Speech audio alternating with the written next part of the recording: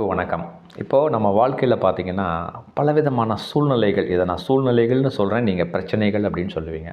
பார்த்திங்கன்னா ஒரு உறவு முறையில் ஒரு மிஸ் அண்டர்ஸ்டாண்டிங் நடந்துடும். எந்த உறவு முறை வேணால் வச்சுக்கோங்க. ஒரு கணவன் மனைவி, இல்லை அப்பா பையன், கூட பிறந்தவங்க, அம்மா பொண்ணு பையன், எந்த ஃப்ரெண்ட் சர்க்கிள் எது இருந்தாலும் ஒரு உறவு முறையில் ஒரு மிஸ் அண்டர்ஸ்டாண்டிங். ஏன்னா நான் நினச்சது அவன் செய்யலை, அவங்க நினச்சதை நான் செய்யலை, இவ்வளோ தான்.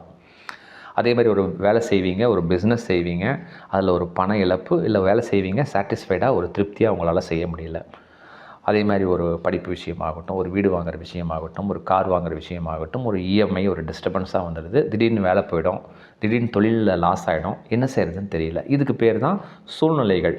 நீங்கள் பிரச்சனைகள்னு சொல்கிறீங்க, எது வேணால் வச்சுக்கலாம். இது எல்லாமே ஒரு ப்ராப்ளம். இந்த ப்ராப்ளத்தை நம்ம வாழ்க்கையிலிருந்து கிளியர் பண்ண முடியுமா?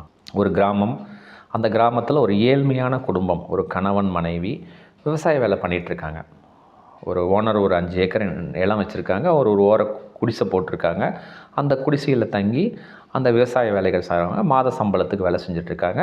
பார்த்திங்கன்னா ஒரு 15 வருஷத்துக்கு அப்புறம் ஒரு குழந்தை, ஒரு ஆண் குழந்தை பிறக்குது. ரொம்ப சந்தோஷப்படுறாங்க. அதனால் ரொம்ப செல்லமாக அன்பாக வளர்த்துறாங்க. அந்த குழந்தை தான் நம்ம கதையில் ஹீரோ. இவன் காட்டுப்பகுதியில் உள்ளே போனவுடனே ஒரு மரத்துக்கு கீழே போய் உட்காரான். ரொம்ப டயர்டில் இருக்கான். அப்படியே தூங்கிட்டான். தூங்கி ஒரு 1 மணி நேரம் ஆச்சு, 2 மணி நேரம் ஆச்சு. எந்திரிச்சு பார்க்குறான், ஒரு 100 அடிக்கு முன்னால் ஒரு ஓநாய் இருக்குது. பார்த்த உடனே பயந்துட்டான். ஐயோ, ஓநாய் நம்மளை கடிச்சிருமோ அப்படின்னு அப்படியே எந்திரிச்சு பார்க்குறான். ஒரு 100 அடியில் ஒரு சிங்கம் வருது. அச்சச்சோ, சிங்கம் ஓநாயை சாப்பிட வருதா, இல்லை என்ன பார்த்தா என்ன சாப்பிட்றோம் அப்படின்னு சொல்லிட்டு இவனுக்கு பயம் வந்துருச்சு.